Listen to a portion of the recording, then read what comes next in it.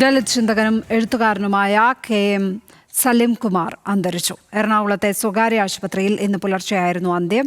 നാളെ ഇടുക്കി മൂലമറ്റത്ത് വെച്ചാണ് സംസ്കാരം. ആസിഫ് മുഹമ്മദ് ചേരുന്നു വിവരങ്ങളുമായി. ആസിഫ്, എന്തൊക്കെയാണ് വിവരങ്ങൾ ഇപ്പോൾ? ലക്ഷ്മി, ഇന്ന് പുലർച്ചെയാണ് ദളിത് ചിന്തകനും എഴുത്തുകാരനുമായ KM സലീം കുമാർ അന്തരിച്ചത്. അദ്ദേഹം ന്യൂമോണിയ ബാധിതനായി അദ്ദേഹം ചികിത്സയിലായിരുന്നു.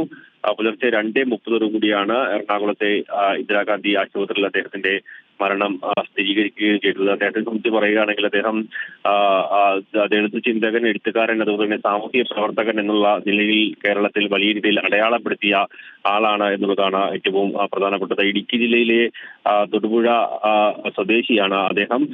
എറണാകുളം മഹാരാജാസ് കോളേജിലാണ് അദ്ദേഹത്തിന്റെ വിദ്യാഭ്യാസ കാലം പൂർത്തിയാക്കിയത്. ആ സമയത്താണ് അദ്ദേഹം ഈ പൊതുമണ്ഡലത്തിലേക്ക് അദ്ദേഹത്തിന്റെ പ്രവർത്തനം വ്യാപിപ്പിക്കുന്നത്. ആദ്യകാലഘട്ടത്തിൽ നക്സലൈറ്റ് പ്രസ്ഥാനങ്ങളിൽ അദ്ദേഹം ആകൃഷ്ടനാകുകയും പിന്നീട് നക്സലൈറ്റ് പ്രസ്ഥാനങ്ങളുമായി ബന്ധപ്പെട്ടുള്ള പ്രവർത്തനങ്ങളിലാണ് അദ്ദേഹം 2 പതിറ്റാണ്ടോളം ഉണ്ടായിരുന്നത്. എന്നാൽ പിന്നീട് അടിയന്തരാവസ്ഥയിൽ അദ്ദേഹം തടവറയിൽ കഴിയുന്ന സാഹചര്യം വന്നു. അടിയന്തരാവസ്ഥയ്ക്ക് ശേഷമാണ് അദ്ദേഹം പിന്നീട് ദളിത് പിന്നോക്ക മേഖലയുമായി ബന്ധപ്പെട്ടുള്ള പ്രവർത്തനങ്ങളിൽ കൂടുതൽ സജീവമാകുകയും അംബേദ്കർ രാഷ്ട്രീയവുമായി ബന്ധപ്പെട്ടുള്ള പ്രവർത്തനങ്ങൾക്ക് കൂടുതൽ സമയം അദ്ദേഹം ചെലവഴിക്കുകയും മറ്റും ചെയ്യുന്ന സാഹചര്യം ഉണ്ടായത്.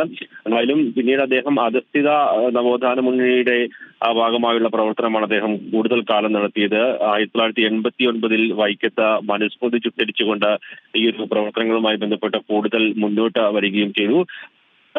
ഈ അംബേദ്കർ രാഷ്ട്രീയ പ്രവർത്തനവുമായി ബന്ധപ്പെട്ടുള്ള നിരവധി സംഘടനകളിൽ അദ്ദേഹം ഭാഗമാകുകയും അത്തരത്തിലുള്ള മൂവ്മെന്റുകളിൽ കൂടി അദ്ദേഹത്തിന്റെ പ്രവർത്തനം മുന്നോട്ട് പോവുകയും ചെയ്യുന്ന ഒരു സാഹചര്യമാണ് ഉണ്ടായിരുന്നത്. നിരവധി മാഗസിനുകൾ ഇതുമായി ബന്ധപ്പെട്ട് അദ്ദേഹം എഡിറ്റ് ചെയ്ത പ്രസിദ്ധീകരിക്കുന്ന അടക്കമുള്ള കാര്യങ്ങളിലേക്കും അങ്ങനെ കേരളത്തിന്റെ സാമൂഹ്യ രാഷ്ട്രീയ അന്തരീക്ഷത്തിൽ സജീവമായി ഇടപെടുകയും ദളിത് രാഷ്ട്രീയ ചിന്തയുമായി ബന്ധപ്പെട്ട വലിയ പങ്ക് വഹിക്കുകയും ചെയ്ത ആളാണ് എന്തായാലും ഇപ്പോൾ വിട വാങ്ങുന്നത്. എന്തായാലും അദ്ദേഹത്തിന്റെ മൃതദേഹം ഇന്ന് ഇപ്പോൾ എറണാകുളത്ത് വാഴക്കാലയിലുള്ള അദ്ദേഹത്തിന്റെ പൊതുദർശനത്തിന് വെച്ചിട്ടുള്ളത്. പക്ഷെ നാളെ തൊടുപുഴയിലുള്ള അദ്ദേഹത്തിന്റെ സ്വന്തം വീട്ടിലായിരിക്കും മൃതദേഹം സംസ്കരിക്കുക. ആസിഫ് മുഹമ്മദാണ് എറണാകുളത്ത് നിന്നും വിവരങ്ങൾ പങ്കുവച്ചപ്പോൾ.